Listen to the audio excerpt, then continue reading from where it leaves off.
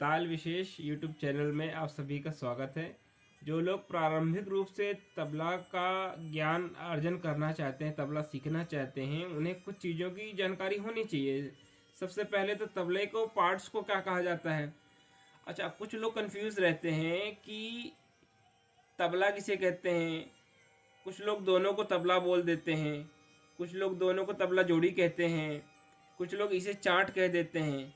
तो यह समझना आवश्यक है कि इन दोनों को तबला भी कहा जा सकता है, इन दोनों को तबला जोड़ी भी कहते हैं, परंतु सरल भाषा में ईजीएस्ट वे में इसे बायां और इसे दायां कहा जाता है। ठीक है, ये क्लियर हुआ।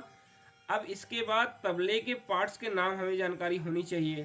तो सबसे पहले समझिए, बाएं में इसे शाही कहते हैं, इसे मैदान कहते हैं, इसे किनार कहते हैं, इसे गजरा कहते हैं, इसे बद्धी कहते हैं और इसे गुडरी कहते हैं, जिसे रिंग भी कहा जाता है इंग्लिश में, समझने के लिए कह रहा हूँ मैं।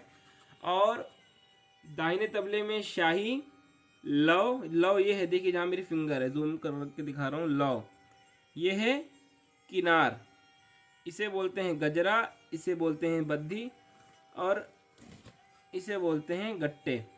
ठीक है, ये गट्टे हैं। और सेम इसमें भी रिंग होती है। ये तो हो गई बेसिक नॉलेज।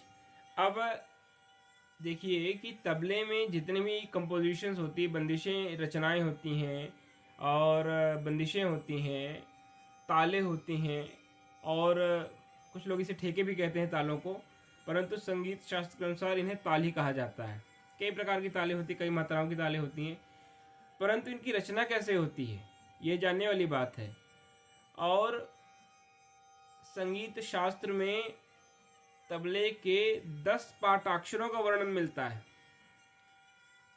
कुछ लोग इन्हें वर्ण भी कह देते हैं, तो गलत नहीं है, परंतु संगीत शास्त्र के अनुसार सही प्रोनाउंसिएशन, सही उच्चारण पाठाक्षर ही है।